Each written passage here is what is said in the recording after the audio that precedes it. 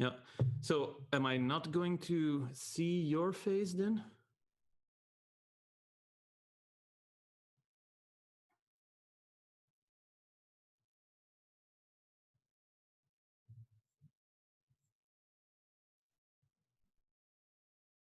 Hmm.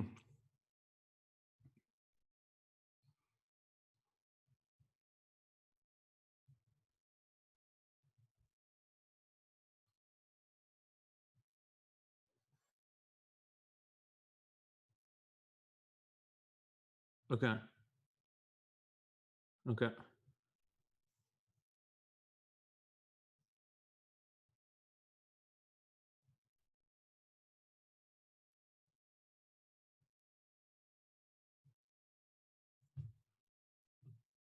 Mm-hmm.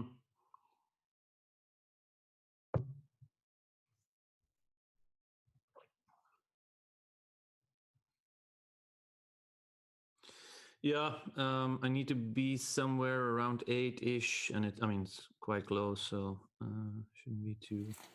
It's not a hard.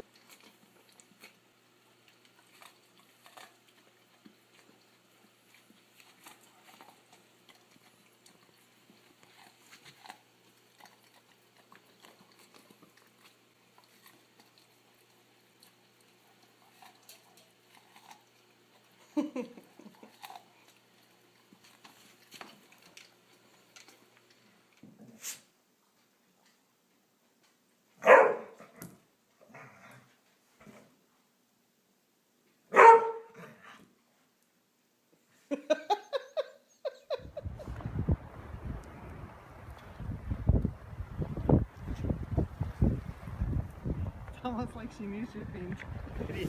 She's like, I want to be on video. All right, let's go. Let's go on the ocean. Huh? No, let's go on the sand. All right, come on, Lila.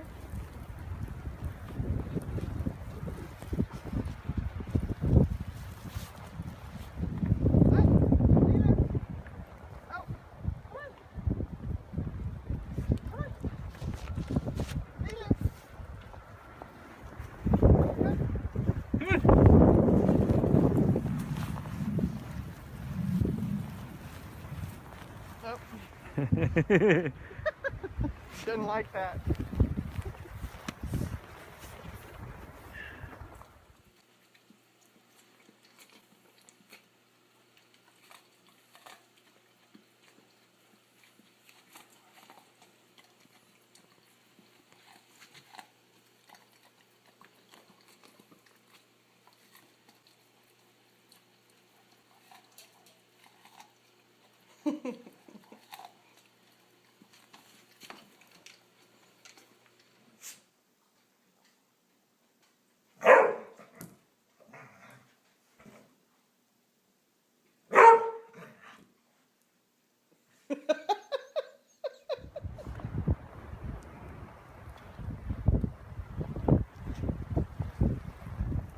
It's almost like she knew she was being video. She's like, I want to be on video.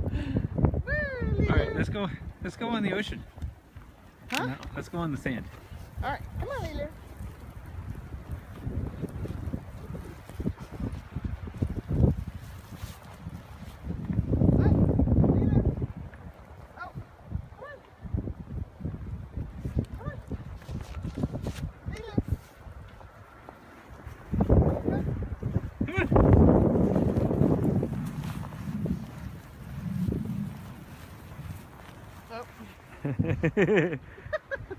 Didn't like that.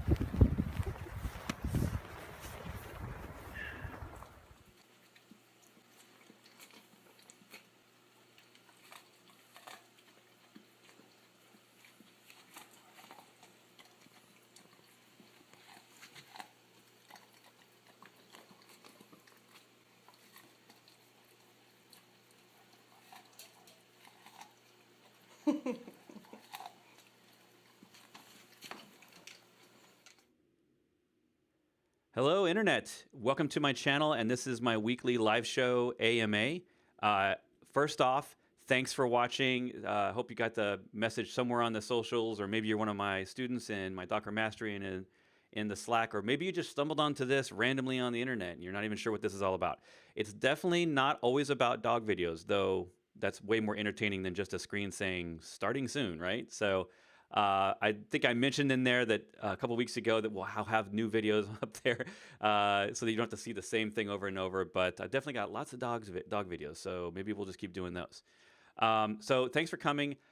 This is something I do every week, and I have this week a special guest. So it's very exciting to start having guests on the show as I figure this stuff out because I really don't even know what I'm doing.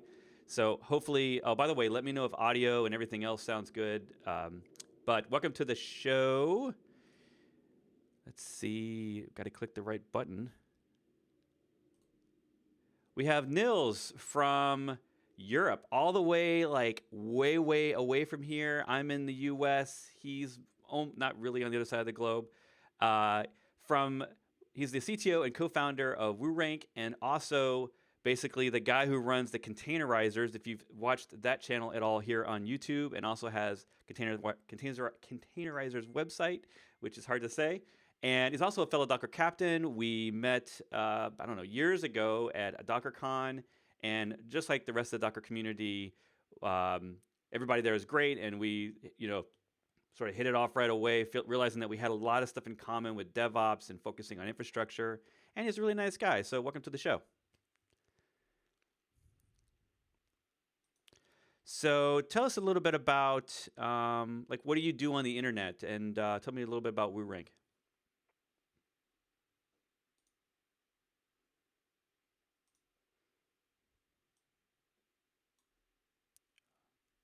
Marketing tool, software as a service.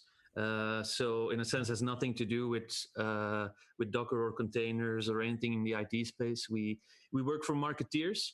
But yeah, since I'm the CTO and the technical guy who co-founded, Docker was on my radar since it started existing. I think now almost 6 years ago. And yeah, that's how I rolled into the Docker space quite early. Started a meetup here in Belgium. Started a meetup here in Belgium, and to kind of build a community, to learn from each other. So I've been doing that for many years now. In February, we're hosting our 5-year anniversary meetup, so that's going to be great. And yeah, by doing that community, by putting some videos up online on how to do stuff with Docker, simple things. I kind of got invited to the Docker Captain program, which you're obviously also a part of, even more OG than me. And so yeah, that's kind of my in a nutshell journey into the Docker and container world. Yeah, and do you have anything you can talk about with your infrastructure? Like, what what tools and products are you using? How much? Yep. All that stuff. Sure. So maybe I'll go back in time a little bit because we have kind of a history. Like I said, we were running Docker and containers in production, even when they still said on their GitHub repository, "Don't run this in production." So yeah, Docker for me really helped. Creating that bridge between people in the development team, putting stuff in production on an infrastructure. So yeah, quite early on, we also understood, Docker alone is not enough. So started experimenting with Mesos, Mesosphere it's called now, or at least the company around it. Yeah, DCOS. Yeah, not really sure what the name DCOS is their open source component now. So it was very, very, only open source in the beginning. I think it spun out of Twitter, if I remember correctly. So we started playing with that, became part of that community a little bit. Now, for us, it worked well for about 2 years, but it was built with bigger infrastructures in mind than the one we have. Our infrastructure is maybe 30, 40 servers, at times a bit more. But that's it, while Twitter is probably running at thousands or even tens of thousands. Right. So, I mean, we felt that for us, it was maybe not the right tool. And at that time, Kubernetes was making waves, also quite early. But yeah, we started playing with Kubernetes. That's now 2 years ago, maybe 3 years ago, and that's still our current stack. So that fit our model way better. I think it's built for both smaller infrastructures and bigger ones from the get-go. So yeah, Docker and Kubernetes, and then there's of course a myriad of other tools that we use to monitor our infrastructure, Prometheus and Grafana. I mean, I think the typical things. We're quite keen on following the CNCF, so the Cloud Native Foundation. They have now a bunch of projects, but there's a couple in there. I don't know how they call that group of projects, but like 15 to 20 projects that they really endorse. Right. And it's basically from that list that we usually source our tools. And then there's it's not the graduated list, right? It's just like the no. So graduated, I think, is kind of new. I think only Kubernetes itself, Prometheus, and Containerd, or they're going to graduate, or whatever. They're in that list, but there's one, let's say, tier below of. Let me look it up. I'll get to it. But anyway, that for us is, or we see that as a best practices in a way in what tools to use. So that's kind of the space that we follow quite closely. Yeah, so it's almost like you're using as much of the cloud native stack as you can get, right? Like what makes sense, especially when indeed. So when we see a need, it's not like, okay, let's run all these cool tools together. It's rather no, okay, we have this particular need.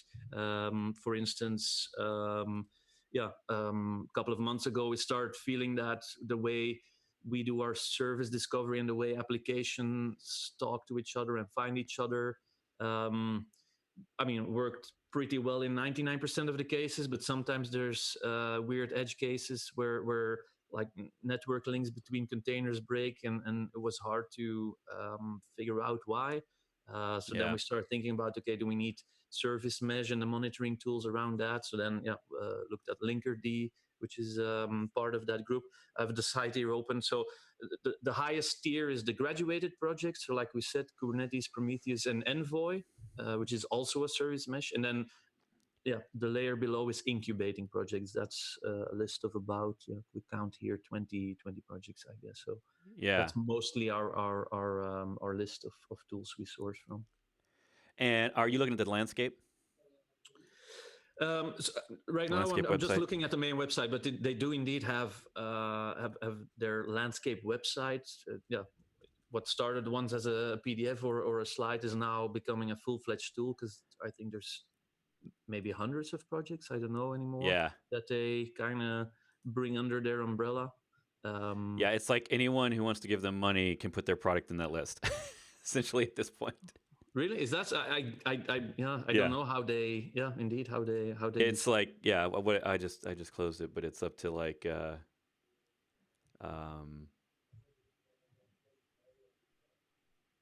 616 cards. Interesting. A market cap of 6.3 trillion and funding of 18 billion across all these. But so I mean, but they obviously like the website. But they put open source projects from Oracle, and then they take the market cap of Oracle, which and other big companies, of course, Amazon. Right. At this point, it's every company in IT. Yeah. Like if you're not on that list, then I guess you're not really relevant in the new world order of the cloud, right? So no, indeed. Yeah, which is, I mean, hey, if they need, if that just means they, cloud native gets more marketing because they're all paying as members. But at this point, I think everybody's like, what does that really mean to be a member? Because a lot of these tools on that list are tools that have existed forever, and it's like the new buzzword. Like everything has to have the word DevOps in it, and everything has to have the word cloud native. We're a cloud native DevOps, and you're like, no, this is just Visual Studio you're talking about. Like this is not. So we have a lot of questions in chat. So by the way, everybody, we're definitely going to get to the questions in chat. I think there's lots of cool stuff we can talk about. We could probably sit here for hours. but there's a few things that I want to jump to real quick because we frankly titled this, BuildKit and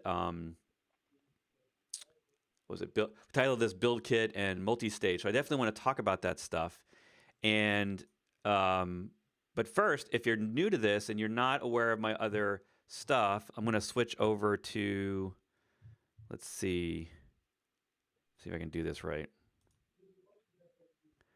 All right. You still with me, Nils? Yep. Okay. So, yeah. So I'm going to jump over here, Docker resources. If you just go to brettfisher.com/Docker, and I don't have the link, but you can see it in the browser.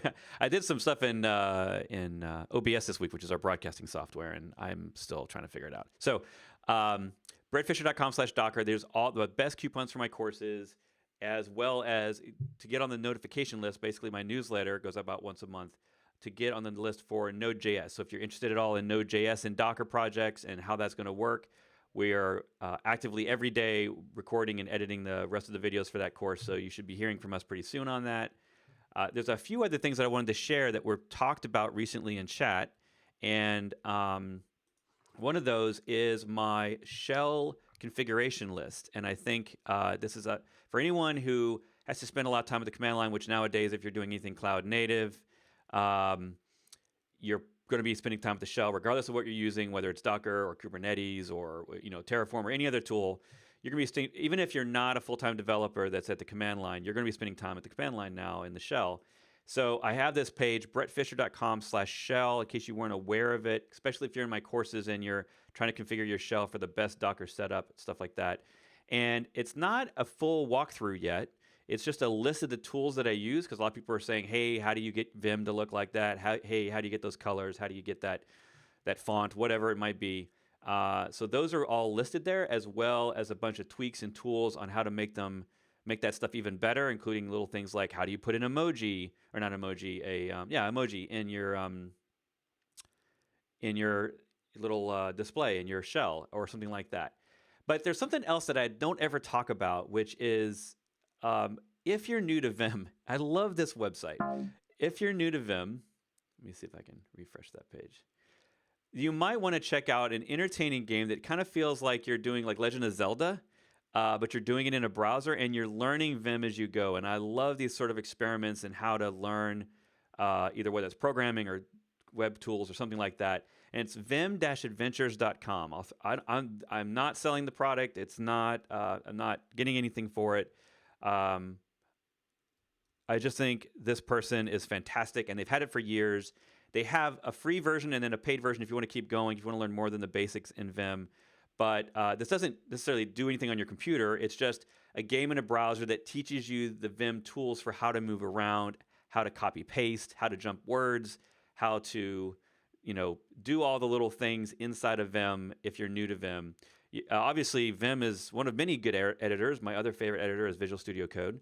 But in case you're new to Vim, a lot of people, I think, ask me for, how do I get started on this tool? And Vim is definitely one of those tools that not everybody is savvy in. It took me years to get used to it. And if I had this thing back in the day, it would have probably been a lot easier to use. So check that out, vimadventures.com.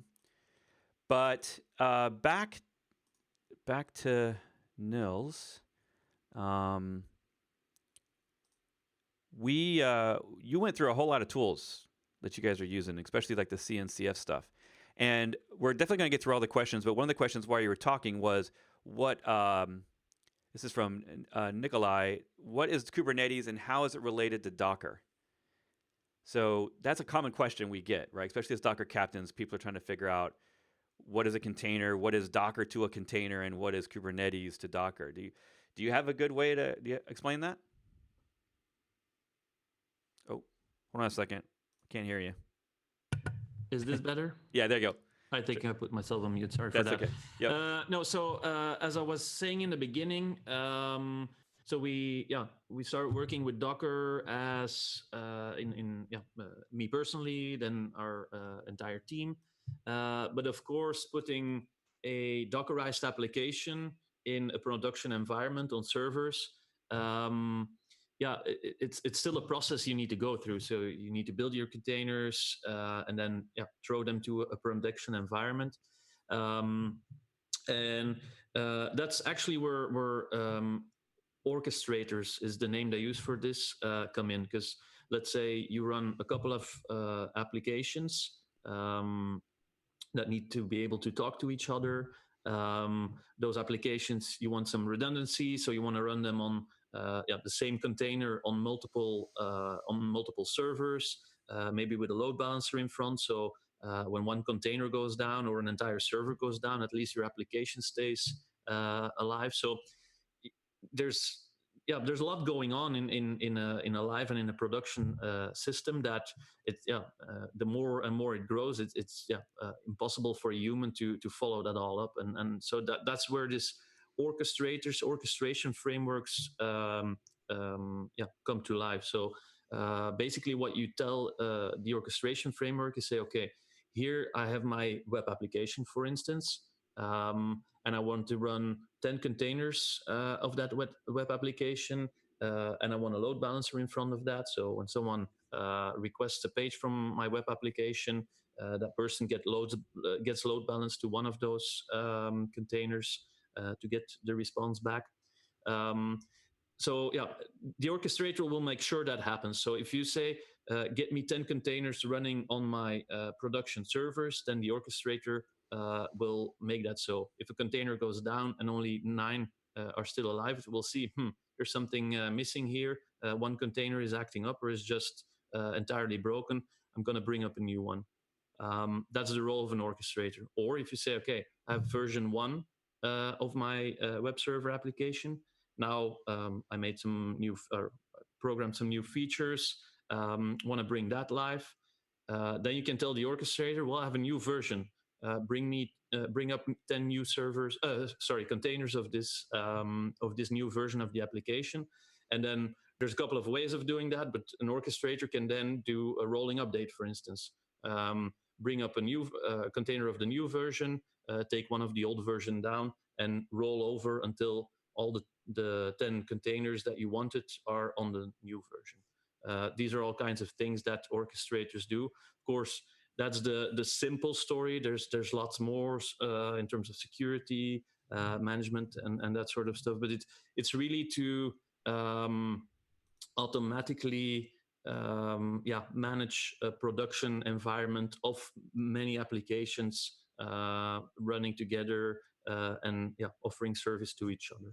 That's my way of looking at it in the simplest sense. Yeah, and to be clear, like, we talk about all this cool stuff on the internet, but not everybody needs an orchestrator, right? If you're on a really small project, or if you just need one server because it's a hobby or it's a personal website, or quite frankly, the company isn't paying for redundancy and you're just the person that has to implement it, like maybe you don't need orchestration. I think we're getting to the point that eventually all of us are going to have complicated enough setups that some sort of orchestration is required, whether that's ECS on Amazon or something that a cloud provider is doing for you, maybe through their own automated tools, and that's technically them orchestrating for you, or one of these open source orchestrators like Kubernetes or Swarm or Mesos, right? I think something that a lot of people actually don't realize is all Kubernetes is doing fundamentally is making many servers respond to one command line and then wrapping Docker, because it runs Docker underneath, wrapping Docker with a bunch of web APIs that allows it to control Docker for you, and then you give it orders, and then it goes and does a bunch of things with Docker. I think some people think that Kubernetes itself is running the container, and really it's just passing off instructions to your container runtime, which by default is Docker Engine. So yeah, and I think we've had conversations in the past about different orchestrators, and there is, just like every other tool, there is no right one for everyone, right? There is no single tool, or even now at this stage, Kubernetes has a lot of distributions, so there's lots of ways you can get Kubernetes. So even just saying, I want to have Kubernetes, and then you have to decide, okay, where am I going to get it from? What do you all use? Do you use just upstream open source? Do you use a cloud-hosted one, or? Yeah, so we run on AWS, Amazon Web Services. For now, we still manage it and maintain it ourselves. But of course, yeah, and yeah, we were in the game, let's say, before Amazon came out with their EKS. So it's their managed managed by Amazon managed version of Kubernetes. So we're slowly moving to that direction. Because I think we already talked about it before. The core idea of Kubernetes, or at least some, I don't know who to quote on this, but people very close in the community of Kubernetes and building Kubernetes, they themselves say, like, for the majority of companies having an infrastructure, the idea is not to run Kubernetes yourself. It's more built for the type of companies that know how to build infrastructures, like an Amazon Web Services, like Google Cloud, like Azure. Let them do the tough work of having these orchestrators and maintaining them, and you become just the user that puts your applications and your containers on top of that. So we're running it ourselves, but I think in the near future we want to rely on the versions that Amazon maintains, so we don't have to worry about that anymore, and we can just worry about our applications. Yeah, and the best way I have to describe that is I'm just calling them distributions of Kubernetes, right? Like, we have distributions of Linux. Fundamentally, they're all just running a different version of a kernel with a set of tools that are largely the same, but each one has got maybe different package manager, stuff like that. So that's common in Linux, and then I just take that analogy and try to apply it to Kubernetes and say that you could just do raw upstream sort of build your own, which if you were in this game early on like you were, that's kind of the only option you had. You had to do that. But in the last few years, largely due to the design of Kubernetes, it's so complicated to take all the different pieces. It's like making a meal at home versus buying one at the restaurant, right? If you make it at home, you've got to have all the right ingredients. You got to know how every ingredient works together. Like role-based authentication is a thing. Obviously, setting up clusters and redundancy and encryption and TLS certificates just for the whole thing to work together. And now we luckily have a lot of tools that are trying to solve that problem as an easy button, but I still feel like it sounds like the way you're going, and I still feel like the recommendation really is, hey, if you're starting out new today with Kubernetes, you probably should be looking at distributions of it. You can learn from upstream, right? Like learn the tools raw from GitHub, but then you're going to need to learn, okay, do I do a cloud-hosted version? Even now DigitalOcean has one. That's sort of a very easy button for Kubernetes. Or do I roll my own with a provided tool like Rancher or Docker Enterprise, right? Those are paid or free versions that essentially manage it, secure it, make it redundant and highly available for you so that you don't have to spend all your time with the plumbing, right? Like most of us just want to get back to deploying apps and making sure the apps are up. And so the infrastructure part can be exciting to some people, but it can get pretty tedious. And I'm sure that none of us have an extra 20 hours a week to manage our infrastructure suddenly. So... No, and yeah, I see a good question there that follows up on what we just talked about. So what do you see as ROI for using Kubernetes versus the much easier Swarm? And I definitely don't want to go into Kubernetes versus Swarm and which one is better or not. I think they all have their pros and cons. And indeed, Kubernetes is much more complex, so much more complex to maintain, to set up, where Swarm is indeed easier. I think for us, the reason we chose Kubernetes is it's just also a bit of history. We were already working with Mesos, had some tools running there. Those tools were quite easy to port to Kubernetes. So it's not that we said, no, Swarm is not the right thing for us, but 2 years, 3 years back, times were different. All these projects were a bit different. And at that time, Kubernetes worked out best for us. Would I make the same choice today? I don't know. I would just think about it again. Yeah, like isn't Swarm good enough for us? because it is a great tool, or it is a great orchestrator. So it definitely take it into considerations. But yeah, times have changed. Our needs have changed. So it's definitely not. It wasn't definitely not a choice against Swarm. It was just at that time Kubernetes was the most logical choice for us. Yeah. And as we think about Swarm now, I mean, we've actually had different products called Swarm, so that's a little confusing. But Swarm mode that we're talking about right now has only been out for 2.5 years. Kubernetes has been out at least a year longer than that. So, if you were in the game early on, you really had that choice. The old version of Swarm we now call Swarm Classic, was much more simpler and limited in its scope, and was nothing really like any of the modern orchestrators. So it's an interesting question, right? Because every time you and I talk about Swarm or Kubernetes or both, we always get that question of which one should I use, and it's tough. We've had this question so many times in the industry, and it's never going to go away. In terms of, 10 years ago it was Chef or Puppet, right? Which one should I use? And then it was, okay, Amazon or Azure, which one should I use? And I think a lot of times, eventually, those questions don't matter as much in terms of features and functionality, because everyone ends up adding 80, 90, 95% of all the features that most people need. It ends up being, which tool do you know, and which ecosystem are you in? And I think that Swarm and Kubernetes will eventually be that way. Kubernetes does so many more things that Swarm will probably never do, because it's trying to solve so many more bigger problems that are well beyond just deploying web apps, right? It's actually a very generic manager of work that happens to also run web apps and worker apps and databases and stuff like that.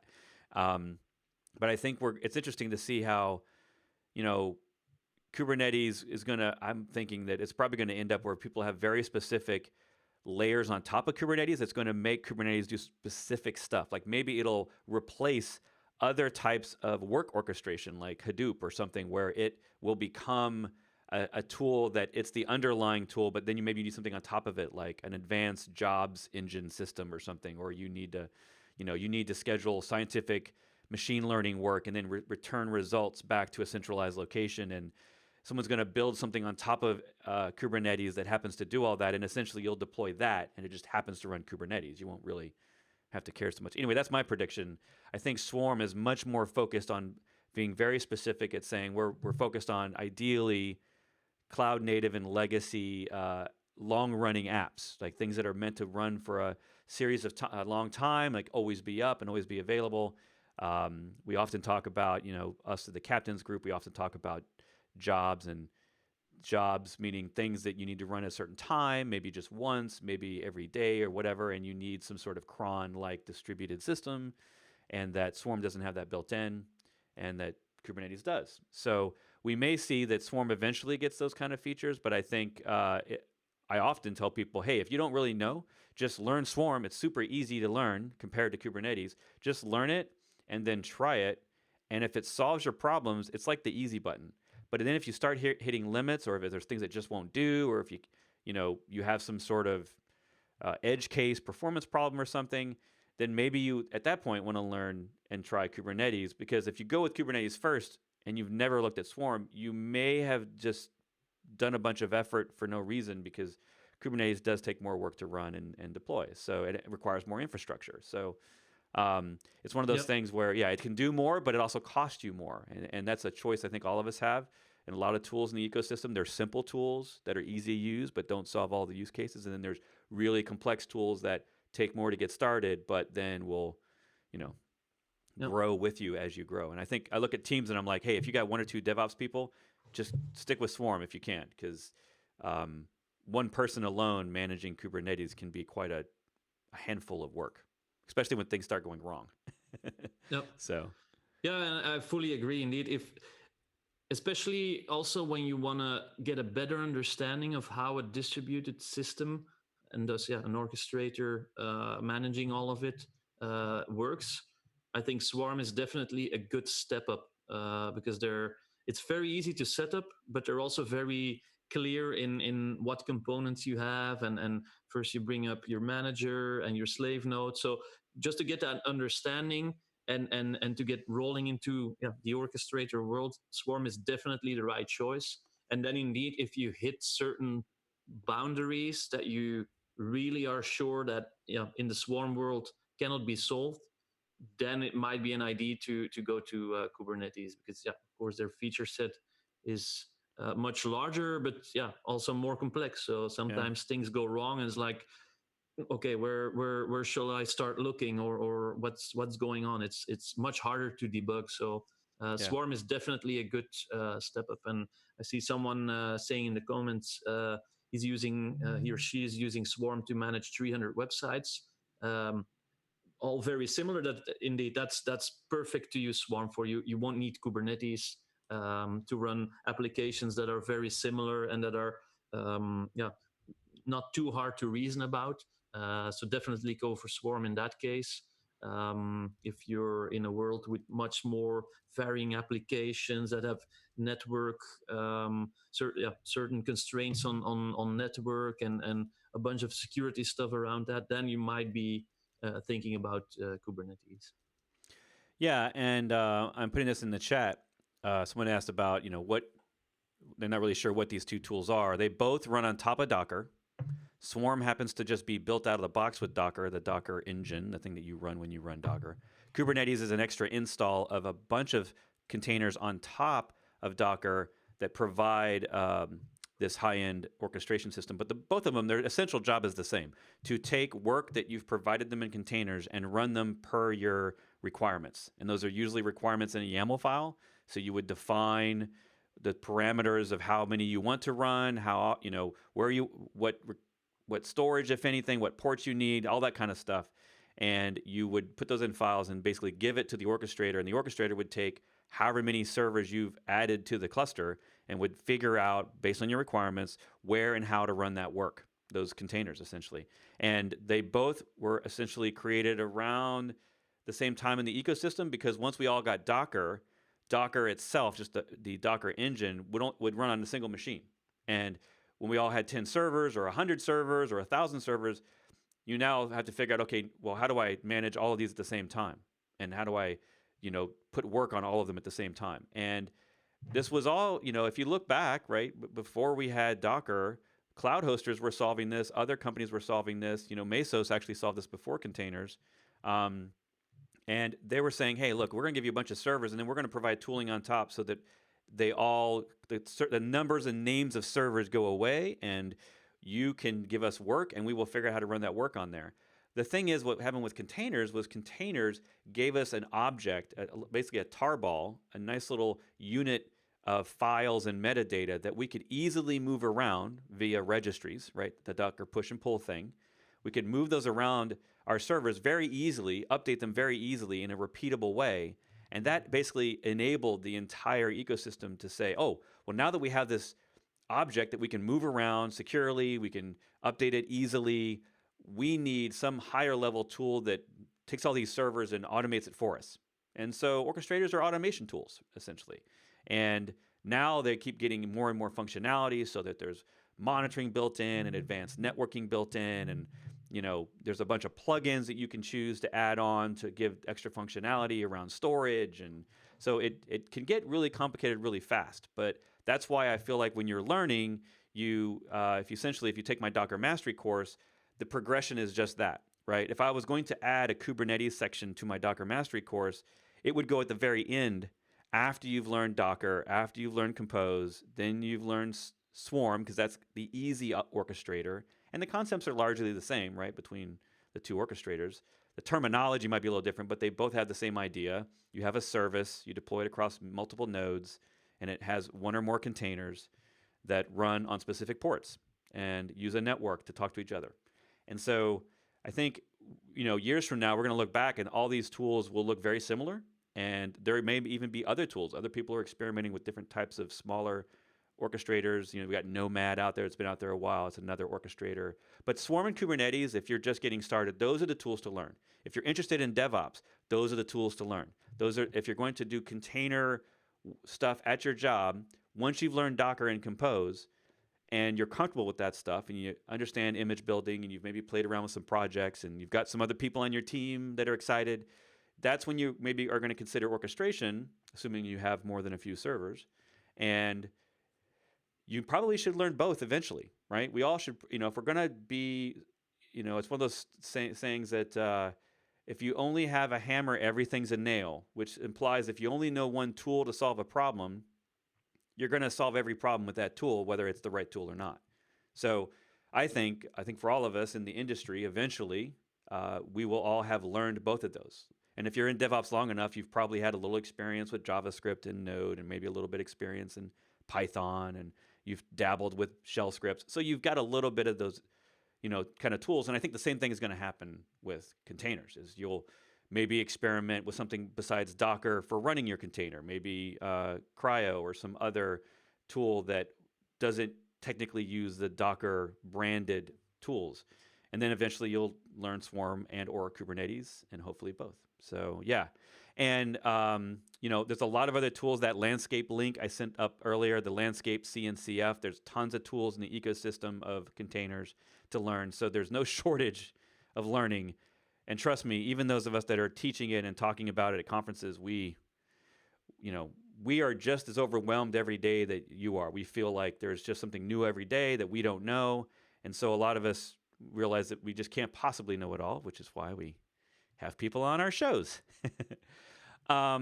So I know we only got a few minutes left before you've got to jump off. I'm going to stay around and answer all the questions that people have up until about an hour or so. And then if you haven't had your question answered at the end of the hour, still stick around or leave the browser window open if you have to leave your desk, because I will answer your questions in the chat even after we stop going live. I can still stay in the chat and have conversations around your stuff. Obviously, we're both available on Twitter if you have any questions, stuff like that. So let's jump into the questions. I'm going to scroll all the way back up to the top and see. In fact, Nils, if you have any in there, if you want to cherry pick some that you got. There's just one that popped up, but still going in that Swarm Kubernetes discussion, like which one is better. To put it simply, it's not better. It's just one fits your problem space probably better than the other one. It's like, which one is better, Python or Node, or Python and Java? There's no better. It's just if you have, for instance, a more data science kind of workload, probably Python is better because there's more libraries in that space, while Node is much easier in a more web application space where you both have JavaScript in the browser and on the server. So, and even then, you can swap them around. Like I've done machine learning with Node.js, where others would say that should be done with Python. So it really, I think we cannot answer this question for you. It's really a bit of research to be done. What fits your model best? But to kind of summarize it, I think Swarm is the easier one to learn, the easier one to get into, and probably fits a lot of use cases where Kubernetes is a bit more complex, more features. But obviously a higher learning curve. That's, I think, to break it down, the simplest answer to that question. Yeah, I think. So what's interesting is there's an echo chamber, right? If you're all are familiar with that concept of, if you're living in some community and everyone's doing all the same thing, you're all talking to each other about that thing, and it can become, it can seem like to you that everyone in the world is talking about that thing, right? And we all live in echo chambers in our industry, or in the tools that we like, or just in your hobbies or whatever. And you have to be careful sometimes that you're not in an echo chamber of any one thing. When Docker first came out, I was definitely in that echo chamber of Docker. Like I talked to everyone who did Docker. We all did Docker. We thought if you didn't do Docker, you were going to eventually use Docker. But that's not the reality. There's still tons and tons of people that have no experience with Docker and so on. But with Kubernetes and Swarm, the same thing exists, right? If you go to my Swarm workshop, you might think, especially a couple of years ago when I never even mentioned Kubernetes at the time, you might think that Swarm was the only orchestrator that exists. If you go to KubeCon, or if you go to certain areas of the internet, you're going to believe that Kubernetes is the only orchestrator that exists. And I think that that's because the internet tends to hype up what's new. And right now, there's a lot of activity going on in the Kubernetes community. There's big conferences that are growing and growing multiple times a year that didn't even exist a few years ago. And the media, to pros and cons of the media loves to talk about new stuff. And what's happened lately is that for a couple of years now, Kubernetes has just been growing as a community and pumping out new releases and new tools to solve a lot of different problems in different ways. Every day there's a new project in the Kubernetes landscape. So what that essentially does to us is the media catches on that, and that means they always have something to talk about with Kubernetes because there's always something new. And it creates a system where we might all think that the entire world is moving to Kubernetes. And I just don't think that's true. If you look at certain trends, if you look at DigitalOcean, if you look at Sysdig, if you look at a lot of these reports, they all show that both the usage of Swarm and Kubernetes is increasing. I definitely think that Kubernetes, no denying it, is the number one orchestrator for containers out there in terms of the people using it. But it doesn't mean it's the right tool for everyone. I just this week talked to a large insurance company that is actually delaying or rolling back their Kubernetes rollout and sticking with Swarm simply because Swarm was working so well for them, and Kubernetes would require a whole lot of new infrastructure and retraining of all their engineers to learn that tool versus Swarm, and they weren't even sure they were going to get any benefits out of it over Swarm. In fact, they had a couple of limitations they thought so in Swarm, but then once they learned some of the advanced functionality and maybe how to solve different problems with Swarm, they realized, you know what? We can totally do it with Swarm. We don't have to leave to go to Kubernetes. We can stick with that. And you don't hear those stories a lot, but they're definitely out there. I mean, we always hear stories of people moving to Kubernetes, but that doesn't mean that everyone should jump on that. And I only say that because I see that people think, well, Reddit told me that Kubernetes is the only thing I should focus on and that it's the tool that everybody should be using. And that might be true if you're a multinational enterprise and then you have a whole team of DevOps people, 5 or 6 people of DevOps that can all manage that large infrastructure that's very complex. But if you're 1 or 2 people, I would absolutely do everything I could to stick with Swarm. Learn Kubernetes just for the sake of learning it, but doesn't mean it's necessarily required. And it'll save you time. I mean, that's one of the things my courses are all about and my consulting is all about is how do I save you time? Because we're all so busy. We've got so much to learn and so much to do. How do we stop with the brand names and the hype on the internet and just focus on the tools that work and then move on to the next problem? Because I think a lot of us, while things can be cool and exciting, we don't always make rational decisions around exactly what tool solves a business problem for us. So, well, Nils, I know you've got to run soon. Any of the last words? Any thoughts? Well, let's just do one last question, at least for me. Okay. So where was it? I had one here that was around CI/CD, just to move away a bit from the orchestrator discussion. Yeah. We can go on for hours, I guess. It'll take forever. And then still, it's a 2-man opinion. There's hundreds of opinions on the internet. Just a few hundred. Can't find it back exactly. Oh, here it is. So could you please explain how end-to-end CI/CD pipeline works with Docker in a web application scenario? So yeah, that's a quite open-ended question. But yeah, if I can just speak from my own experience. So yeah, what happens in my team is we all obviously develop our code, test that locally. We all run Docker locally, run the applications locally. Then when a feature is developed, it's ready, tests have been written, the developer or developers who worked on that, they do pull requests into the application repository. Pull request gets then reviewed by the rest of the team, or at least a few other people in the team. They do good code review, see if everything is safe and sound. And then, the pull request gets merged by the person who worked on it. And then automatically it triggers our build process. And of course, to do your builds, there's also lots of tools available. I also saw somewhere a Jenkins question. So Jenkins might be a tool.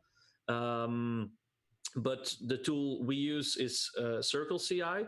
So Circle CI listens to this pull request, sees, okay, there's a pull request has been merged. So now I have to get going. In every repository, there's a quite simple configuration file, a Circle CI .yaml file, in which you define what type of application it is, the programming language, that it's a Docker container, stuff like that. So quite simple things. Circle CI, so based on that configuration, it builds a whole application image. It also runs the test suite, runs unit tests, does a couple of other sanity checks, starts the Docker build, so starts to build starts building the image. And when the image is successfully built, it will also push this image to Docker Hub. So we have a private repositories in the Docker Hub where it gets pushed to. And then, when that's done, the build is done. Now, after that, there's a couple of options. You can automatically trigger a deploy, I guess. But the choice we have made is still to stop the process there, or at least the automated process, and have the deploy still triggered by a developer, by a human, essentially. So we have a very little script that someone can run to say, okay, take this latest build that has been done for this application and deploy it in production to our Kubernetes infrastructure. So after the build, there's a kind of a hard stop, and then developer can decide whenever they want to deploy the application. So that stuff could also be automated. We just chose to do it this way as an extra control step, that there's a human in between to decide on doing the final deploy. So you can also follow up, watch the monitoring, watch the logs if there's nothing quirky going on. And in that case, they have to go back to a previous version of the application. These are the kinds of things that orchestrators are really built to do, like rolling back an application when things go wrong, doing health checks, seeing that the containers of the new version can come up and start running, that there's no weird error in between that just stops containers from booting up. That's our CI/CD pipeline. So pretty simple. Circle CI is a great tool for that. So simple.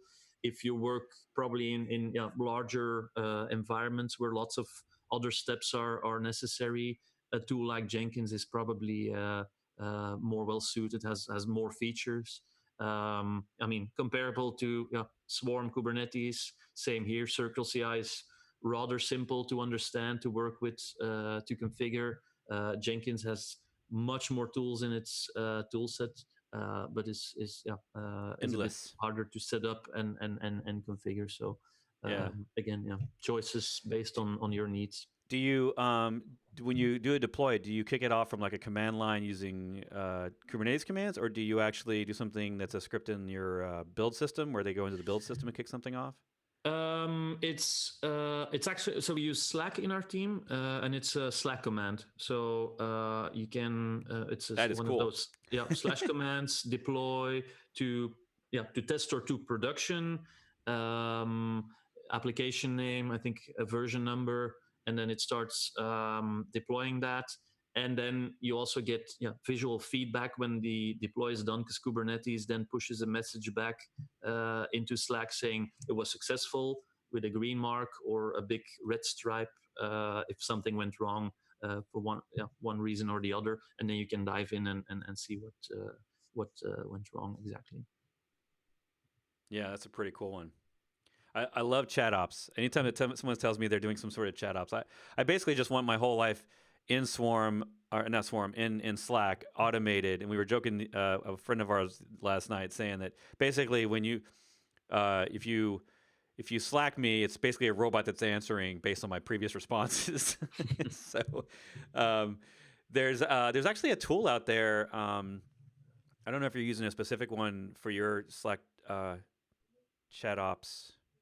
By the way, if anybody's not heard of that term, chat ops, it's like it basically means that you're using some sort of chat program like Slack or, well, that's pretty much the big one now. I'm sure there's other ones out there, but we used to all use. I can't remember the name of the other tool that they bought years ago, but the one that we all used to use. It's basically a bot that sits there and looks for specific commands and then runs automation in the back end for you. It might be custom code, it might be scripts or something, and then it allows you to basically, as if you would have like a directory full of shell scripts on your local computer that you would just run. This is essentially putting them in a place that anyone, if they have access to your chat system like Slack, they can run those. And you would put those in specific channels. You might actually add some extra permissions so that you have to authorize them first or something.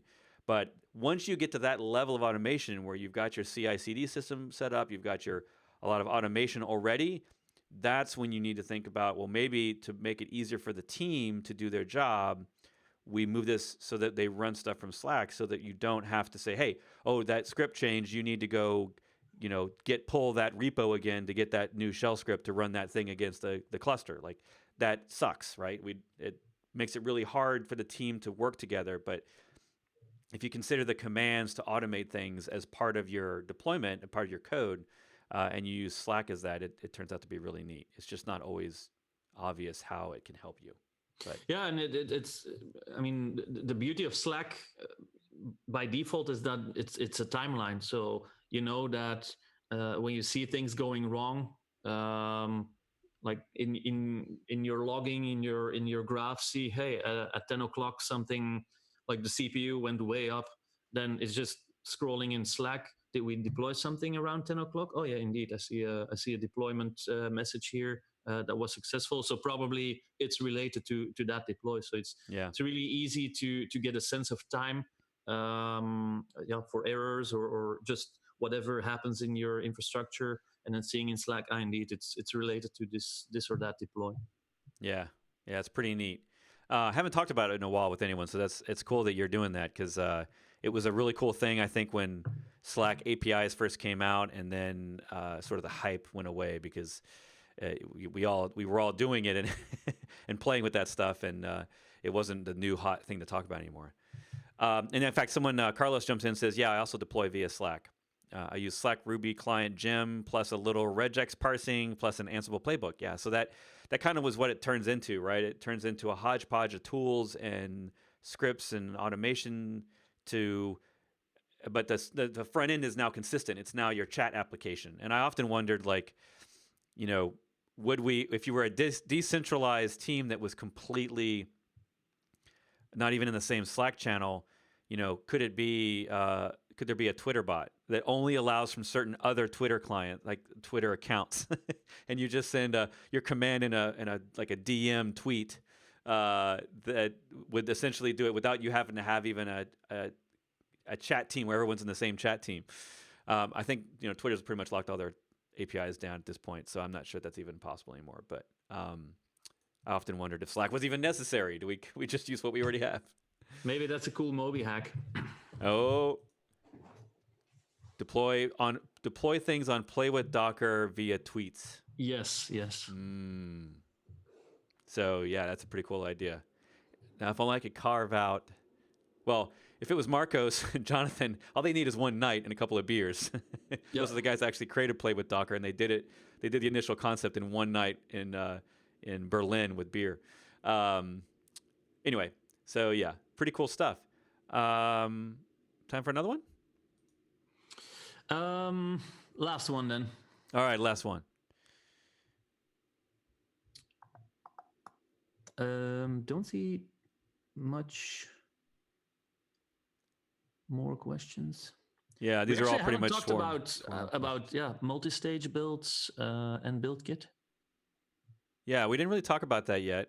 If we didn't get to it in our conversation, I was gonna jump on it. But there's a growing number of resources that people are starting to learn about multi-stage, which we had almost a year and a half ago, as a new feature that allows you to basically combine a bunch of Docker files into one Docker file. And so you would have multiple from statements, and then under each from, you would have different things that you need to do. And that allows you to do things like have testing inside your same Docker file as your production image, and then you could sort of install just the test dependencies, do all that stuff, and then when you finish with the production image, you wouldn't actually need that stuff in there, so it would not be there. So it's a very flexible way to start getting away from that sort of the Docker file does one thing and creates one image sort of approach.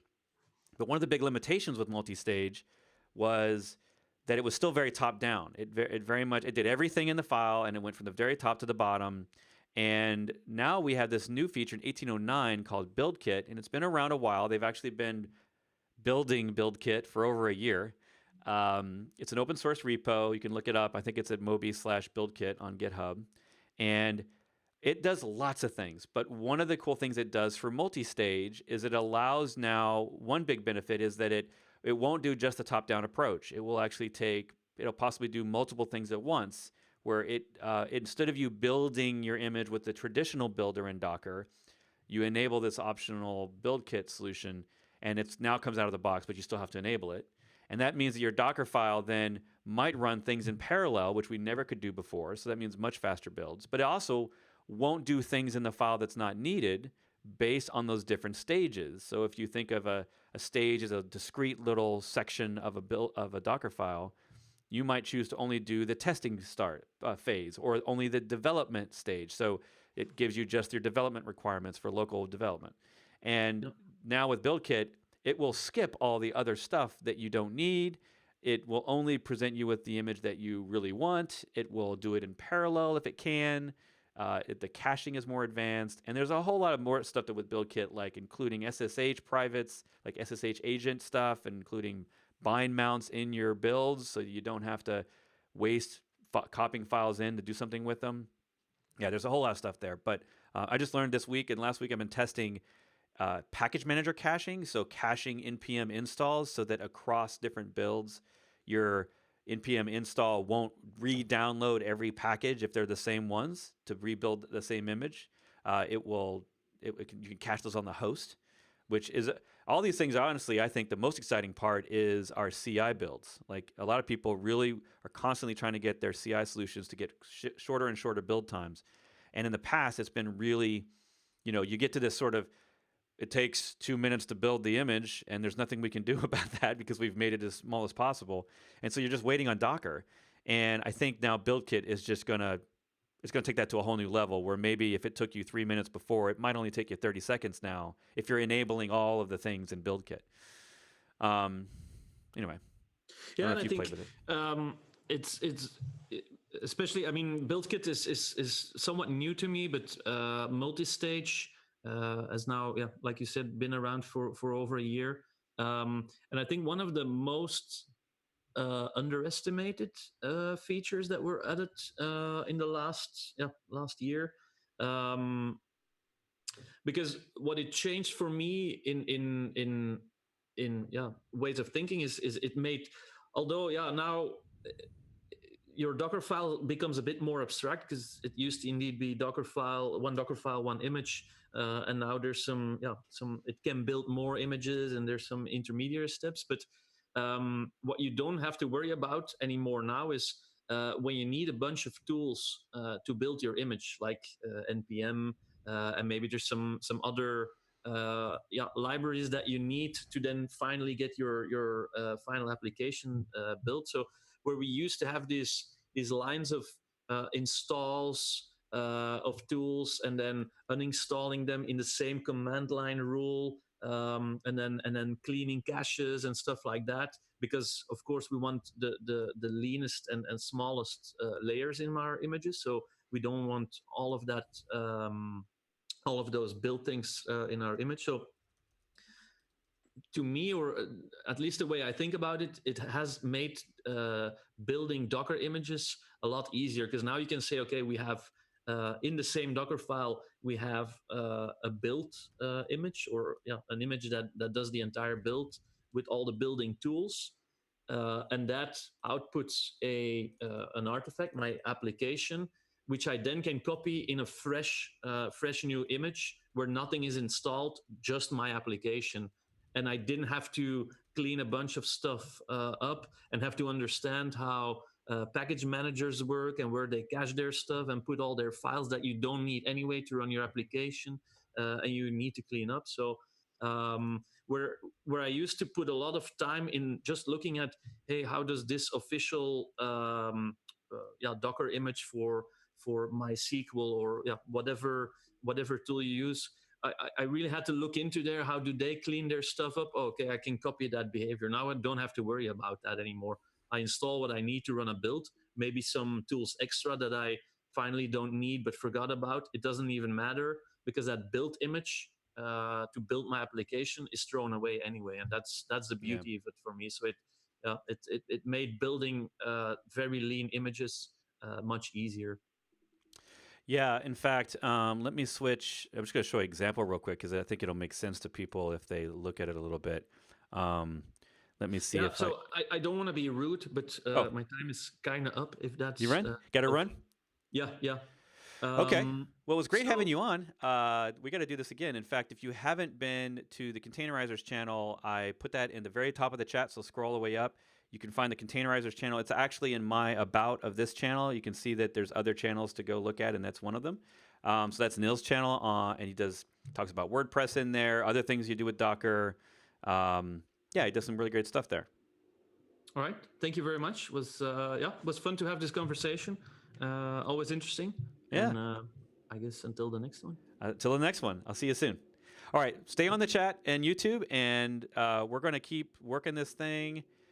Basically, as a review, before I get to all your questions, brettfisher.com/Docker, and that's where I'm going to have all the resources for a lot of this stuff. Especially if you've got very common questions, there's lots of information on there about Swarm. And for those of you that are asking about Swarm versus Kubernetes stuff, I feel like we've gotten that conversation really well dialed in, at least on this call. So I'm not going to re-answer those questions. If you have another very specific question about Docker versus Kubernetes or Swarm versus Kubernetes, I'm happy to discuss those. But obviously, if you go, it's really hard to find information on comparing the two, because I'll be honest, most people don't know both of them really well. So I don't even have one yet, because I don't feel like I know Kubernetes to the same level that I know Swarm, and I don't think that would be fair for me to compare the two. At the end of the day, it's probably not going to be so much about features. It's going to be about your culture. It's the size of your team. Are you new to all this? Are you a small team? Those sorts of challenges are going to be barriers to Kubernetes. So that's why I always say, hey, just try Swarm. You can take my Swarm course in a day if you don't have to interrupt your day. If you just take a whole day, it's not that long. You can take the Swarm course, learn a lot of the stuff about Swarm, get it up and running, try some of your apps that you've already Dockerized, and then try those in Swarm. And if that works, hey, just keep doing that. If Kubernetes suddenly, someone comes in and says, why aren't you doing Kubernetes? You can say, hey, look, what I got's easy and it works. I mean, everyone that has done both agrees that Swarm is easier. Swarm is less work. Swarm doesn't require additional infrastructure. It's fault tolerant and secure and encrypted out of the box. So with Kubernetes, none of that's true. It can do all of that and more. It just requires your time and effort, or you have to pay someone or use a cloud-hosted one. So that's why we're seeing all these different variants or distributions of Kubernetes, is because if you just use the open source tools, they can be quite complex. There's a very famous walkthrough called Kubernetes the Hard Way by Kelsey Hightower, a Google engineer, and it's a great sort of walkthrough of exactly all the things that have to happen for a full Kubernetes cluster to go from scratch to a fully functioning cluster, and it's a lot. So it can be a little bit overwhelming if you're new to this stuff. It was overwhelming to me when I first started looking at it. So that's why I tell people just try Swarm. It's not about better or worse for all people. It's just about what's right for you. And I think eventually you should learn both. So we'll get to the rest of the questions here in a second, but I want to give you the build kit example here. So let me just pull up my screen real quick, and that way we'll have some correct background.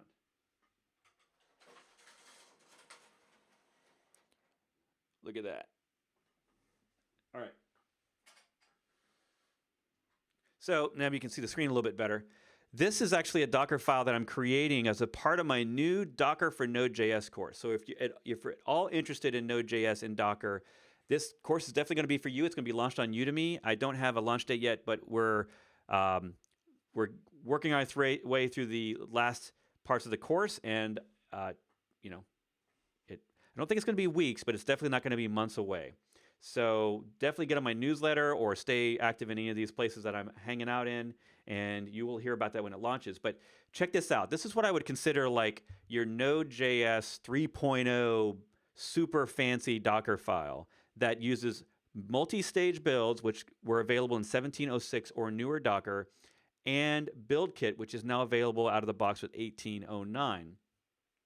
And so what I have is stages, right? So we talked about the multi-stage approach. The multi-stage approach means that I can break up my Docker file into discrete units. Let's look at this first stage, which is really what you would consider your production image. Now, with all the build tools like Docker Build, you can specify a target, and that target is the stage that you want it to output. So you could say something like Docker Build -- target and say base, and that notice that I'm making a little alias here up here. The base is what I'm calling this stage in the file. And so it would spit out this beginning production base. But really, this stage is not meant to be the final part. What you would do is combine it with these other stages. So I have a stage 2 that's just for development. I have a stage 3 that's just for, it's considered an intermediate, so it's not really for your use. It's to be used by other stages to finish up building. And then I have a dedicated test stage, which would be what my CI solution would target. So it would do in my Jenkins or something, it would do Docker build -- target equals test. And what that would do is that would make sure that it spit out this image with this special command. And then when it runs the container, it would automatically run my npm test script. And you can see here that the from interim is actually higher up. So you can sort of follow these back up the chain. The interim would come from this stage, so it would have to build this one first before that stage could be used over here. So if you think about it, this is almost like in a programming concept, this would almost be like separating these parts out into their own discrete functions and then having the functions depend on each other or call each other, right?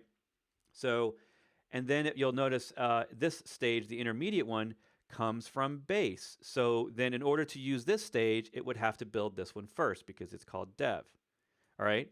So sorry, it's not going to build from this one. It's going to build from this one because this one's called base. And so the build kit figures all this out. So it knows, okay, at first I've got to build this stage. Then I'm going to go down here and build the interim stage because it needs from base. And then it's going to build the test stage, which comes from interim. And so if I said, -- target equals test, it would build all those stages, but only those stages, and then spit out a custom image for me just to do that. The whole point of all this is so that you don't have different Docker files that potentially could have different code or different dependencies in them. You really want the same consistent experience and steps in all your Docker files. And this helps solve that because we were always challenged with, well, how do I have one image that has all my test requirements and all my dev requirements and then all my production requirements, but they're not different, right? And this is how you do it. Finally, down at the bottom, if you were to just run this as a regular Docker build, like Docker build, and then tag it something, and then put the little dot at the end, which means use the current directory, it would spit out this final prod image. So in this Docker file, I have a bunch of different stages, but if I choose to just run it by default, it will spit out a production image without any of the development add-ons or extra dependencies, and it won't have the test command or any of the extra test stuff in it. So it essentially gives me that nice clean production image by default, but if I choose to target the output as one of these other ones, it will give me a different result, but they're all based on this same base layer. So if you look in here, it's all based on this very simple example up at the top there of just copying in your package JSON. And then there's this intermediate that actually copies in your source code. And so anyway, in the Node.js course coming out, we're going to be breaking down this file throughout the course. We're going to show lots of examples, and we're going to explain each section and show why or why you wouldn't maybe use different parts throughout the course. Obviously, the course is going to have tons more stuff in it. We've got dozens and dozens, and I don't even know how many lectures we're going to have. It's definitely, I think at this point, over 50 lecture videos in that course, all specifically around Node.js. So I hope you'll stick around and check that course out. All right, so enough of that. Let's get to the questions. We're running a little long, so thanks for hanging with us. If you are someone who jumped in early and asked your question, I'm going to scroll all the way to the top. And the first one,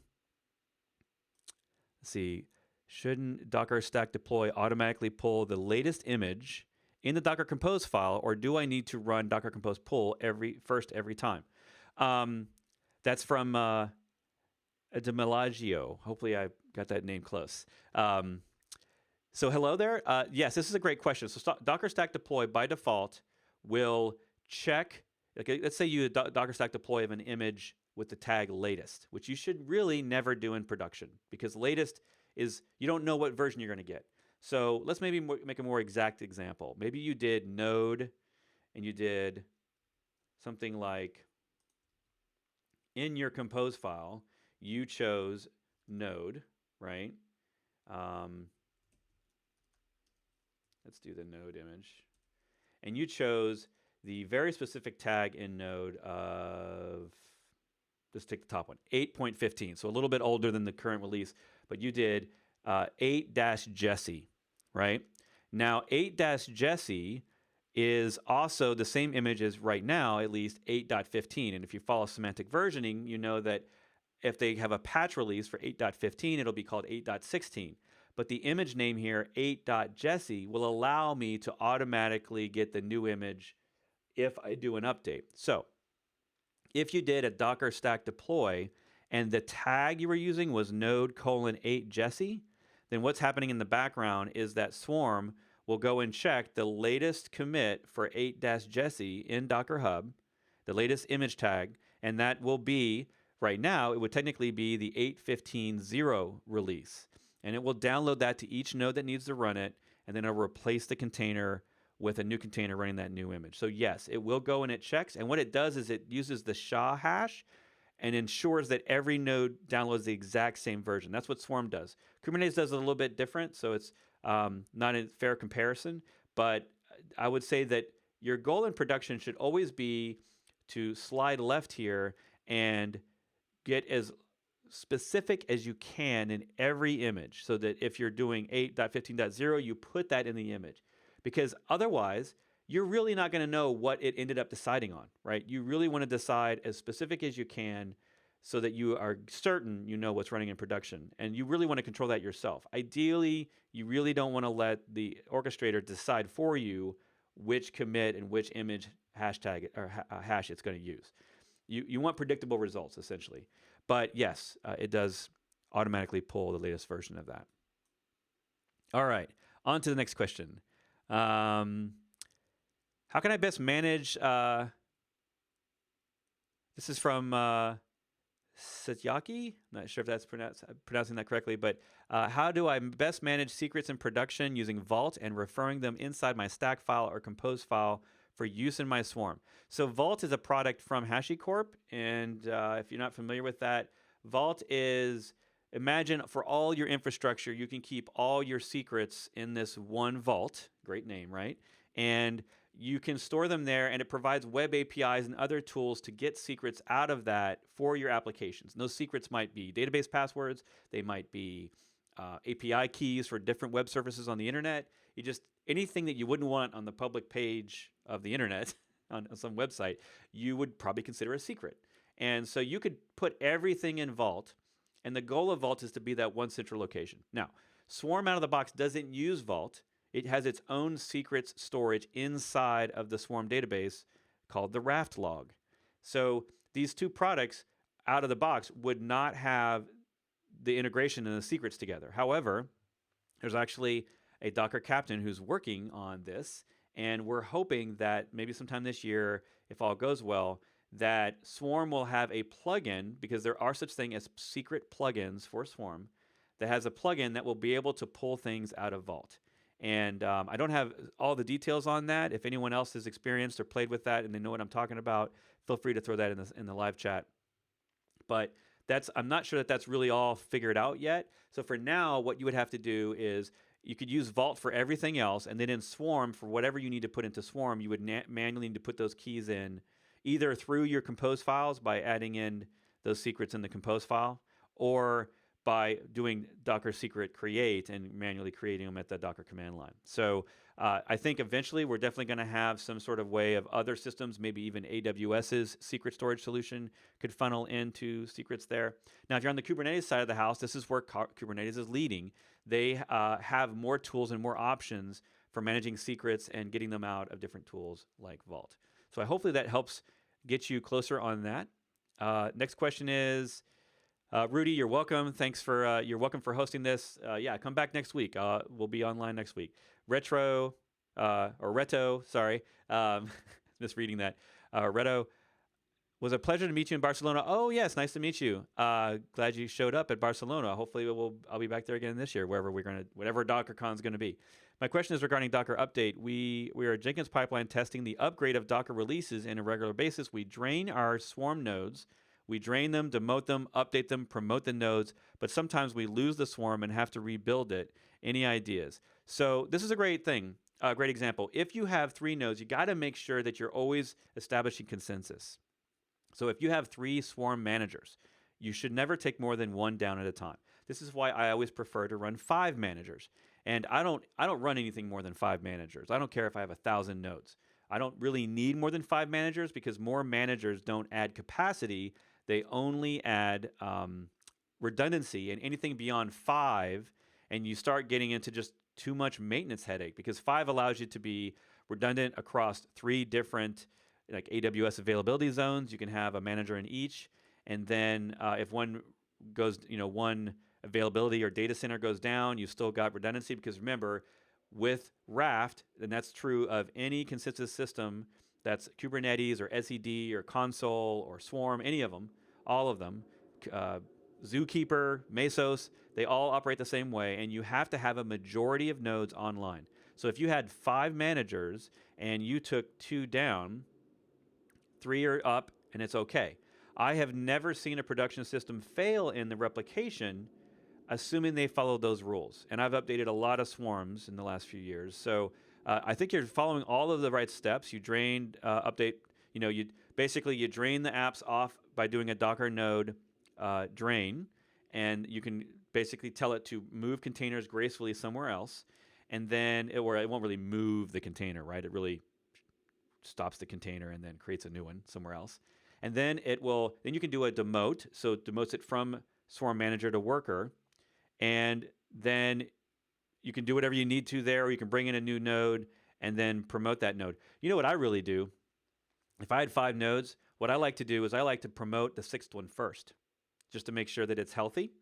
And I'm not going to get any extra redundancy out of that.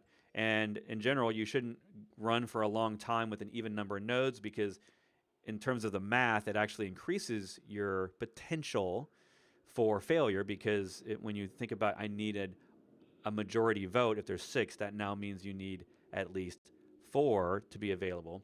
But what that would let me do is I could bring up the 6th one, make sure that it's healthy and that it's replicating properly. You might look at the daemon logs inside of systemd, in journald rather, and make sure that you're not seeing any sort of problems there. And then when you do a Docker node ls and you see it as healthy, then I would demote that other node, right, the one you're going to take away. And I would then go back and look at the daemon logs, and then also do a Docker node ls and make sure that everything shows healthy before I kill that node. Because you can always promote and demote anything else, right? You can promote and demote workers and managers all day long. It doesn't really matter which ones are managers. So the goal there is to always have a majority online. Otherwise, you will lose consensus, and then if you've deleted the servers already, you're going to have to do some stuff around recovering. Now, there's lots of recovery ways you can go about it, and I would encourage you in your own lab to experiment with this, intentionally break Swarm by taking down too many nodes and see the different ways you can recover. And someone who might, a good video from that, by the way. First off, all these things are available. Let's go over to my node resources here. If you scroll down to my live talks, my DockerCon part 1 and then part 2, part 1 talks about this kind of stuff, and part 2 expands on that. It actually is more of a dog versus cat demo if you're familiar with that. But part 1 talks about Swarm design, Swarm number of managers, how big it should be, all that sort of stuff. I don't talk specifically about upgrades, but another one that you might look at, let's see if I have a link here. Oh, no, I don't have it here. So on YouTube, though, let's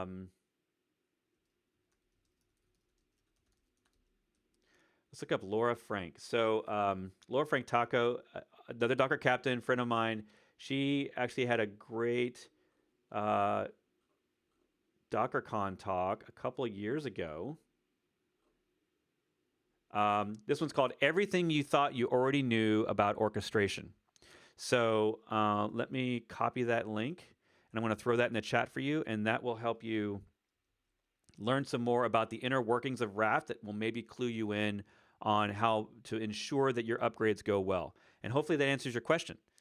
All right, let's go on to the chat. Could you, okay, we explained for Prasanna, we've already explained the CI/CD stuff. Let's see.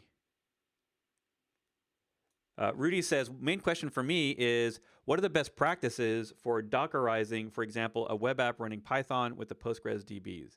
So Dockerizing would mean that you're making your Docker file first. And for Python, for example, you should absolutely go over to Docker Hub, look for the Python official image, and then maybe you're using a specific framework in Python.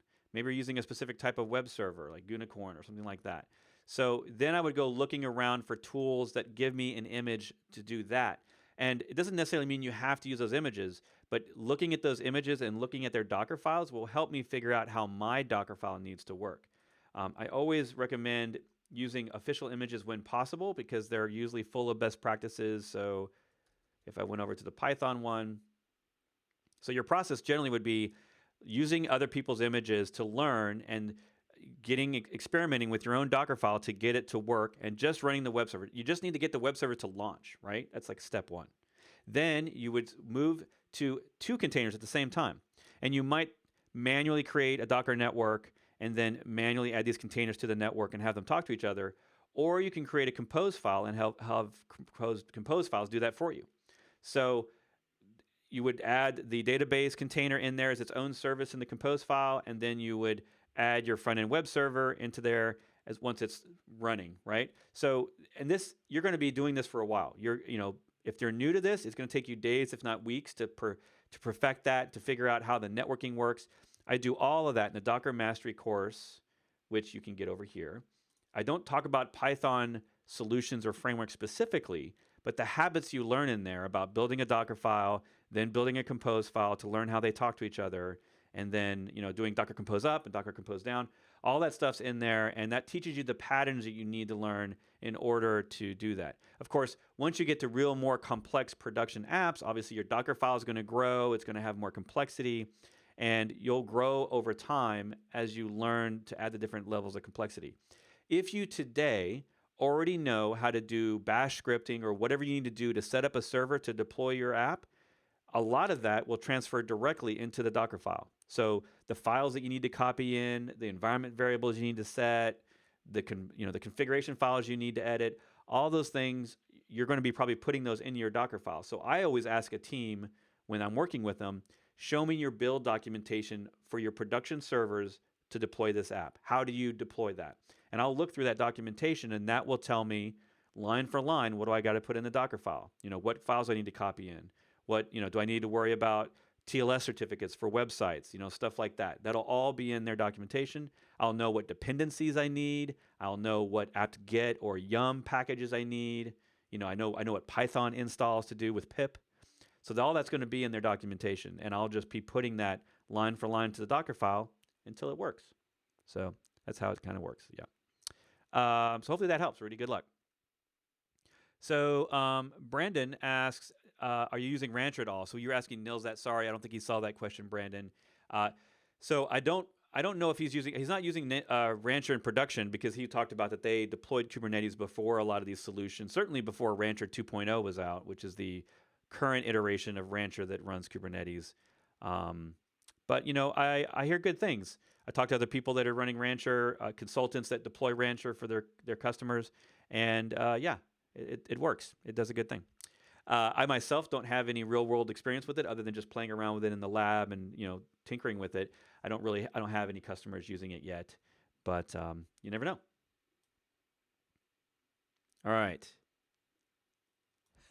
Crispy says, I recognize Nils from YouTube. Yeah, he has his own channel. And he's around the internet, because if you sort of just search his name on YouTube, you get other videos of him being interviewed and stuff like that.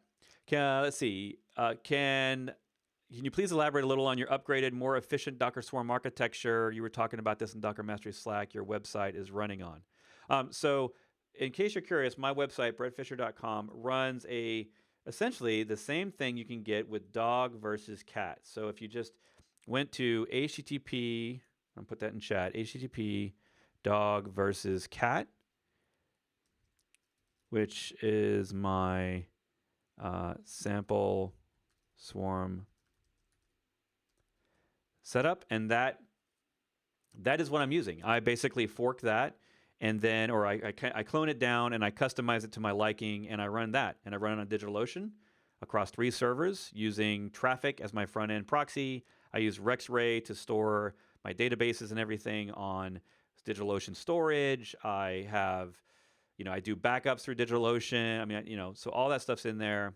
And anytime I tend to add stuff to any of the solutions I'm working on in Swarm that seems like something that most people would do, I add it in there. So yeah, keep posted on that.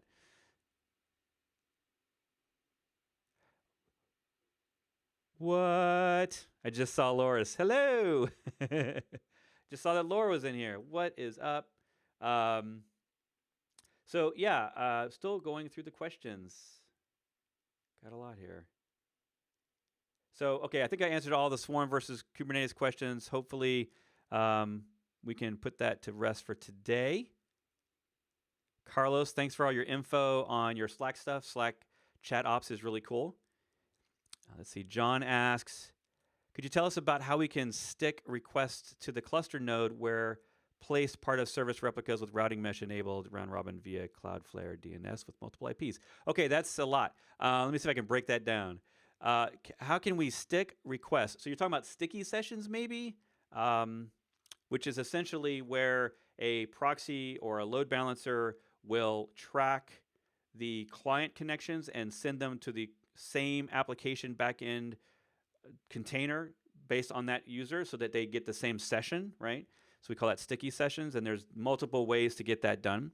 So you're asking, I think, about sticky session requests to the cluster node where placed part of service replicas with routing mesh enabled round robin via Cloudflare DNS with multiple IPs. Okay, so you're doing Cloudflare in front. Then it sounds like you're doing routing mesh at the node layers on Swarm. And then you probably have multiple replicas of your app. And so for sticky sessions, you're going to have, you know, if you're thinking about it, it's tunneling through multiple parts. And at each step of that process, you're going to have to ensure that sticky sessions are turned on. So if you're using Cloudflare, or if you're using just Cloudflare for DNS, that's fine. That's just a DNS thing. But if you're using Cloudflare to actually proxy or cache, then you definitely have to care about sticky sessions on their solution, because otherwise they will be sending traffic to different nodes and you can't control it. Now, when you get down to your Swarm, what's your front end proxy there? If you're just using routing mesh doesn't speak at the layer 7, right? It only speaks down at layer 4. So it doesn't understand HTTP, which is where you need sticky sessions to happen. So you want to look at something like Traffic or Docker Flow Proxy. The examples there, if you looked at my traffic examples in Dog versus Cat, you would see how to set up specifically the stack proxy global, this file will actually show you how to take traffic and run it on the host NIC IP outside of the routing mesh so that you gain the advantage of not only performance, but being able to do things like sticky sessions. And then essentially what you would do in traffic is just enable sticky sessions. It's not enabled in here by default, but if you go look up in traffic's documentation, you can do that. You can also run something called Docker flow proxy. So proxy.dockerflow.com. This uses HA proxy in the background. It also supports sticky sessions. But what you'd have to do is if whatever load balancer is in front of your nodes, that load balancer has to support sticky sessions as well. For example, on DigitalOcean, if you're using a load balancer in front of your nodes, just like with AWS and Azure, sticky sessions isn't on by default, but you can enable that. And once you enable that, a client's connection will go to the same node for that whole connection, right? For that persistent connection, whether it's long polling or WebSocket or something like that. So Laura Frank is on the chat. I mentioned her a while ago. Another Docker captain also helps essentially run the engineering at CloudBees, which is Jenkins, CodeShip, a whole bunch of other stuff. So if you have any questions for her, throw them in chat. I'm throwing you under the bus. What are the questions we have? So the challenge I'm having is that it doesn't download any image when I first run the deploy. So, okay, so this is a previous question, I believe, about Swarm and downloading images. And if it's not correctly downloading images, first, are they private images? You've got to make sure that when you're doing your Docker Stack deploy that you pass credentials. If you just use Docker Stack deploy -- help, you'll see that there's an option there to make sure that your repository credentials are distributed to all the nodes so that they can get the permissions to download the image. If you're having some sort of other problem, it might be something like an HTTP proxy in your corporation that's preventing the nodes from getting the images. So I'm not really sure exactly what's happening, but yeah, definitely check that out. If it's something to do with the name of the image, and if you maybe change the name of the image, then it all works. Maybe change a different tag. Then it probably has something to do with your tagging of a too generic of an image, and maybe that's not getting you the results you want. I would say get as specific as you possibly can on the tag, and also make sure you're running the latest versions of Swarm. The latest version is 18.09.1, so 18.09.1. And I know versions like Swarm a year ago, there were some bugs around when it decided to download images in stacks and when it didn't. So if you're running an older version, make sure you're on the latest on that. Let's see, what else? How to install Visual Studio 17 in a Docker container. Ashish, basically you don't. You don't tend to run desktop GUI applications, especially on the Windows side, inside containers. That's not a thing. And if you're on Linux, or if you're running X11, which is a Linux video server, essentially, you know that if you're into that world, you know about Linux desktops, you can technically have Docker running headless applications, and then they will present themselves to the server through X11. Jesse Frizzell, another member of the community, has lots of stuff on that. If you just search Docker, desktop, and Jesse, you'll probably find a lot of resources on that. But for Windows applications, it's simply not an option. Microsoft has been clear about that. They don't even enable RDP inside a container, so you can't even run a terminal server. So sorry about that. It's really more designed for command line tools and server applications, not normally your desktop applications. Great question, though. It's a common question I get a lot. So Brandon says, do you have any thoughts about the easiest free multi-host aware storage solution for Swarm? Do you have any thoughts about the easiest? Oh, let me read that again. Easiest free multi-host aware storage solution for Swarm. So when that question, I'm not sure the specific question. Are you asking for storage that is shared, meaning that you can just simply connect it to one node and then it's used on that node? Or are you looking for something that's multi-node read-write? Because those are two distinct types of storage. And this is really nothing about Swarm. This is everything to do with your specific cloud storage. So for example, if you're using RexRay as your storage driver in Swarm, and you're on Amazon, Amazon has at least two types of storage that you can connect to a server. The default is EBS, Elastic Block Storage. That storage, nothing to do with Swarm, nothing to do with Docker, but that storage is designed to talk to one node at a time, and essentially like iSCSI or other types of direct server storage, it will connect in and talk to one node at a time. And RexRay will make sure that that storage is on the node that it needs to be on at the time that you need it. So every time you create one of those volumes, it essentially moves it around to where it's needed. But it cannot connect to multiple nodes at the same time to share files. That's not a thing with EBS. They have another solution called EFS, Elastic File Storage, I think is what it stands for. And that is essentially running the NFS protocol in the background. And that does allow, because it's running over just simply IP networks, it does allow multiple nodes to share the same file share and access the same files. There's pros and cons to both ways. EFS is slower. EBS is a lot faster and closer to native host performance. But you may not be able to use EBS because your requirements require that. So, for example, on DigitalOcean, DigitalOcean doesn't have that multi-host read-write setup. They only have DigitalOcean block storage, which is more like EBS, where it's one node to one volume. And if you wanted to share files, you'd have to come up with some other solution to do that. And Swarm isn't going to out of the box solve that, and RexRay itself wouldn't solve that because RexRay doesn't give you, it doesn't replicate file storage or anything like that. It's simply managing your connections between your Swarm and whatever the storage is on your back end. So I hope that helps clarify that. That's a great question. I also get that one a lot. All right, so we're running long on time, so we're almost at 2 hours. So what I'm going to do is I'm going to answer a few more questions in the chat, and then I'm going to move this to text only. I'll end the recording, and then basically I'll hang out in the live chat here and try to get you all the answers you need for the rest of this day. Adrian's saying, oh, hey, what's up? Got to say, avoid sticky stuff if at all possible. It makes your system less fault tolerant. What if the node goes down and it's more complicated? Absolutely. So Adrian, another Docker captain, is on the call today, and he's talking about sticky sessions that, in your app, especially when you start to go to containers and orchestration, if you can avoid sticky sessions, please try to. It can't always be helped. There's obviously applications out there that require a persistent connection to a specific application running on a specific node. So it just makes everything harder to do and harder for failover and upgrades if you're doing that. So totally agree. I don't think any of us hopefully are volunteering to do sticky sessions if we can avoid it. But a lot of older applications specifically are designed, before we had distributed applications and containers, a lot of applications use sticky sessions.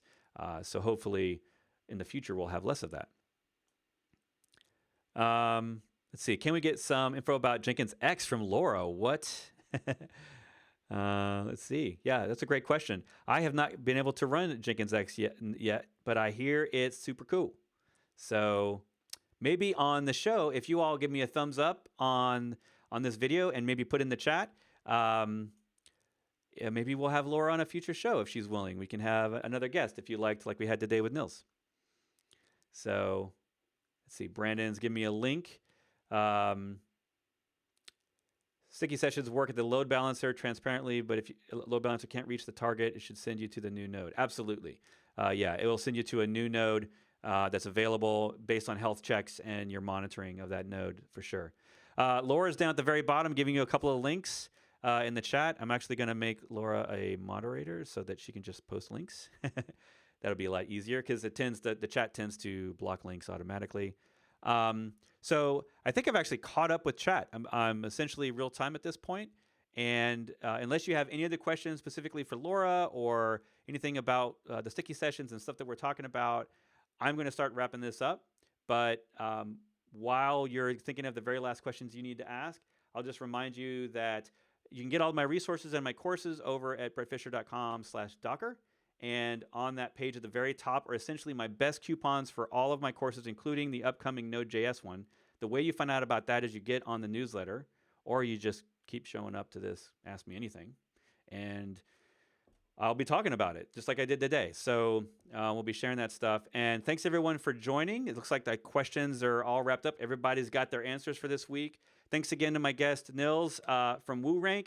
Thanks to Laura for jumping on there at the end from CodeShip and the Jenkins team at CloudBees. And thank you all for showing up and coming. And I'll see you here next week on YouTube Live.